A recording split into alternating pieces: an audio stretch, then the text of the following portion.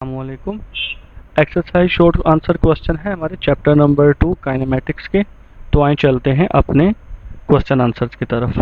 तो पहला क्वेश्चन है define scalar and vector quantities. Scalar are those physical quantities. Physical quantities कौन सी होती हैं? All measurable quantities are called physical quantities. वो तमाम मिकदारें जिनकी पैमाइश की जा सकती हैं फिजिकल क्वांटिटीज कहलाती हैं। तो scalar are those physical quantities which can be describe, जिनको बयान किया जा सकता है कम्प्लीटली मुकम्मल तौर पर बाय इट्स मैग्नीट्यूड ओनली, सिर्फ उनकी मिकदार से ही। जैसा कि मास एक ऐसी क्वांटिटी है जिसका सिर्फ उसकी क्वांटिटी मैग्नीट्यूड से ही बयान किया जा सकता है, जैसे कि 5 kg। इसके लिए हमें किसी भी डायरेक्शन की ज़रूरत नहीं है। टेम्परेचर, इसके लिए भी हमें किसी डायरेक्शन की ज़रूरत नहीं है, तो टेम्परेचर भी एक स्केलर क्वांटिटीज़ है।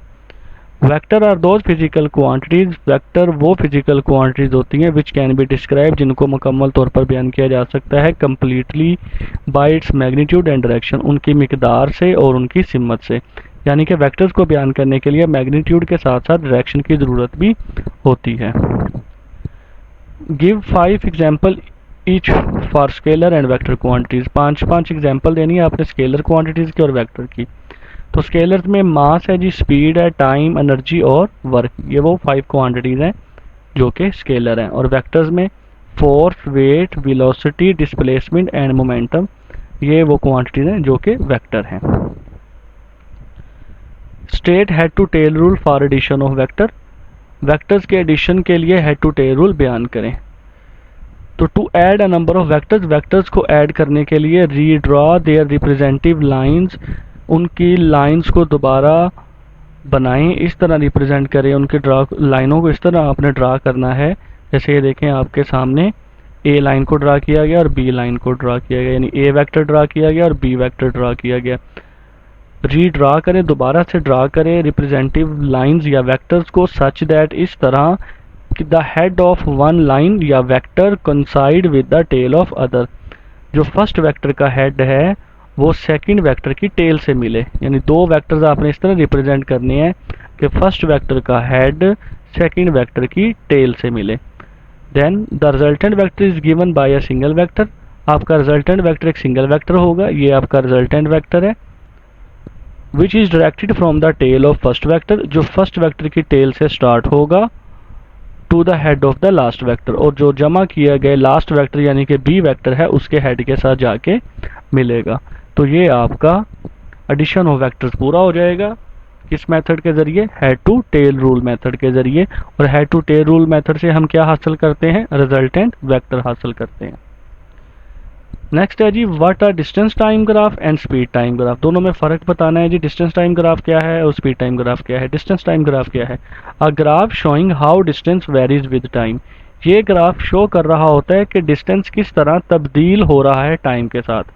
वेरीज का मतलब होता है चेंज होना, कि डिस्टेंस किस तरह चेंज होता है टाइम के साथ। और जो उसकी ग्रेडियंट है, जो उसकी स्लोप है, the gradient represent speed of the object, और जो ग्रेडियंट है या स्लोप है वो रिप्रेजेंट करती है ऑब्जेक्ट की स्पीड को। और स्पीड टाइम ग्राफ क्या होता है जी? A graph showing how speed varies with time.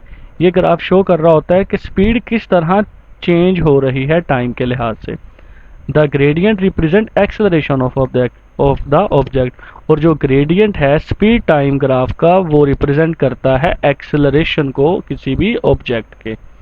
Distance time graph object की स्पीड को रिप्रेजेंट करता है और स्पीड टाइम ग्राफ ऑब्जेक्ट की एक्सेलरेशन को रिप्रेजेंट करता है। तो ये याद रखिएगा। Falling objects near the earth have same constant acceleration. ज़मीन के करीब जो गिरते हुए अजसाम होंगे उनका एक्सेलरेशन एक जैसा होता है। यानी कि फॉलिंग ऑब्जेक्ट्स, गिरते हुए ऑब्जेक्ट्स नियर द अर्थ, ज़मीन के करीब, हैव द कांस्टेंट एक्सेलरेशन, सबका एक जैसा एक्सेलरेशन होता है। डस दिस इम्प्लॉय दैट, क्या इस बात का ये मतलब है a heavier object will fall faster than the lighter objects, कि जो भारी अजसाम है वो तेज़ी से यानी जल्दी से गिरेंगे हल्के ऑब्जेक्ट्स के मुकाबले में। कहता है कि ज़मीन के करीब जो गिरते हुए अजसाम है सबके ऊपर एक्सेलरेशन, ग्रेविटेशनल एक्सेलरेशन एक जैसा है। तो क्या इस बात का ये मतलब है कि जो भारी अजसाम होंगे वो ज़्यादा तेज़ी से गिरेंगे किन के मुकाबले में? हल्के ऑब्जेक्ट्स के मुकाबले में। तो इसका आंसर है no. This does not imply that, इस बात का ये मतलब नहीं होता कि heavier object will fall faster than the lighter object, जो भारी ऑब्जेक्ट्स हैं वो तेज़ी से नहीं गिरते हल्के ऑब्जेक्ट्स के मुकाबले में।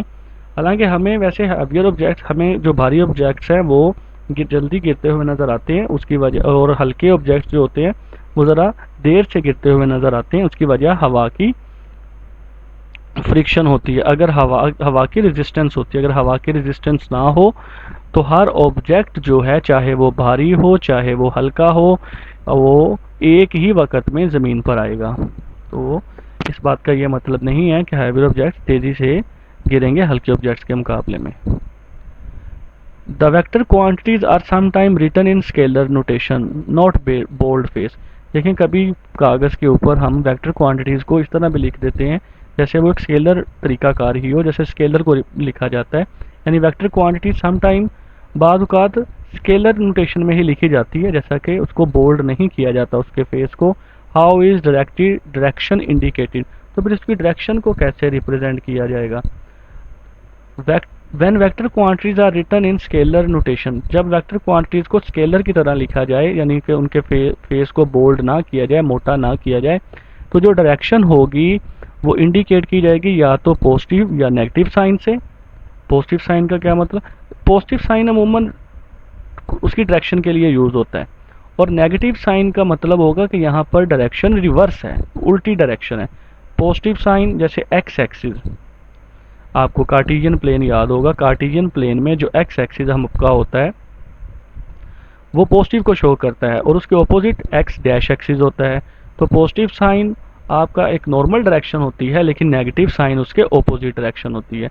और दूसरा कौन सा मेथड आप कर सकते हैं, स्पेसिफाइंग एंगल्स, या आप एंगल्स बनाते हैं। जैसा कि आपको पता होगा कि कार्टेशियन प्लेन में जब आप एंगल्स बनाते हैं, अगर आप एंगल्स बनाते हैं एक्स एक्सिस से वाई एक्सिस की तरफ तो एंगल पॉजिटिव होगा, और अगर आप एंगल बनाते हैं एक्स एक्सिस से नेगेटिव वाई एक्सिस की तरफ तो फिर एंगल नेगेटिव होगा।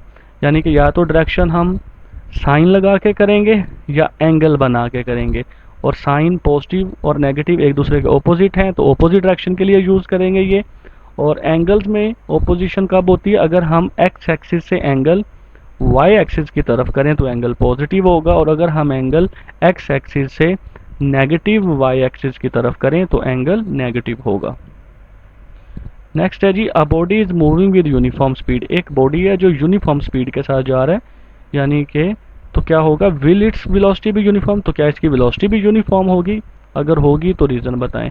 No, a body moving with uniform speed will not necessarily have uniform velocity. नहीं, ऐसा नहीं है कि एक बॉडी जो यूनिफॉर्म स्पीड से मूव कर रहा हो कि वो ज़रूरी है उसके लिए कि उसकी वेलोसिटी भी यूनिफॉर्म हो।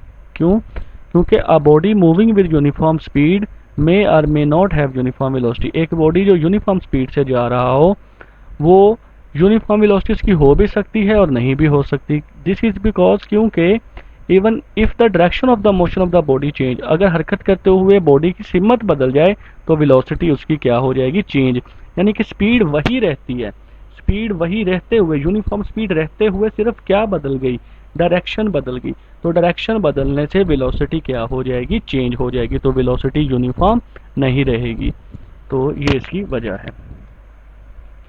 It is possible for a body to have acceleration. क्या ये मुमकिन है किसी बॉडी के लिए कि उसमें एक्सेलरेशन हो, कब, when moving with constant velocity या कांस्टेंट स्पीड। यानी पहले हमने स्टडी करना है कि एक बॉडी अगर कांस्टेंट वेलोसिटी से मूव कर रहा है, क्या वो पॉसिबल है कि उसमें एक्सेलरेशन हो। तो कांस्टेंट वेलोसिटी के लिए है कि no, it is not possible for a body to have acceleration. नहीं, ये मुमकिन नहीं है कि बॉडी एक्सेलरेशन रखता हो। For a body to have acceleration, एक बॉडी में एक्सेलरेशन हो while moving with constant velocity, जब वो किस तरह मूव कर रहा हो, कांस्टेंट वेलोसिटी से। क्योंकि हमने पढ़ा है एक्सेलरेशन प्रोड्यूस ही तभी होता है जब वेलोसिटी चेंज होती है, यानी कि acceleration required a change in velocity. Acceleration होती ही तभी प्रोड्यूस है जब क्या हो, वेलोसिटी में चेंज। यानी कि एक्सेलरेशन को पैदा होने के लिए वेलोसिटी में चेंजिंग होना रिक्वायर है, ज़रूरी है, लाजमी है। तो ऐसा मुमकिन नहीं है कि बॉडी के अंदर एक्सेलरेशन हो जबकि उसकी वेलोसिटी कांस्टेंट हो। तो एक्सेलरेशन तभी पैदा होगी जब वेलोसिटी चेंज हो। तो क्या it is possible for a body to have acceleration, क्या ये मुमकिन है कि बॉडी में एक्सेलरेशन पैदा हो जबकि वो मूविंग कैसे कर रहा हो, कांस्टेंट स्पीड के साथ? Yes, it is possible for a body to have acceleration, ये मुमकिन है बॉडी के लिए कि उसमें एक्सेलरेशन हो while moving with a constant speed, जबकि वो बॉडी किस तरह मूव कर रहा हो, कांस्टेंट स्पीड से। ऐसा कब होता है? द एक्सेलरेशन अकर, एक्सेलरेशन तभी पैदा होगी when the direction of the motion change, जब उसकी स्पीड वही है, क्योंकि जब बॉडी सर्कल में घूम रहा हो तो सर्कल में घूमने से स्पीड चाहे उसकी वही हो रहती है, सर्कल में कोई भी बॉडी घूम रहा हो तो उसकी स्पीड वही रह सकती है, लेकिन डायरेक्शन चेंज होने की वजह से सर्कल में मूवमेंट जब आप करते हैं कोई भी बॉडी तो हर लम्हे उसकी डायरेक्शन चेंज होती है। डायरेक्शन चेंज होने की वजह से क्या प्रोड्यूस हो जाएगा? एक्सेलरेशन। सर्कल में मूव करते हुए स्पीड वही है लेकिन क्या चेंज हो रही है? वेलोसिटी।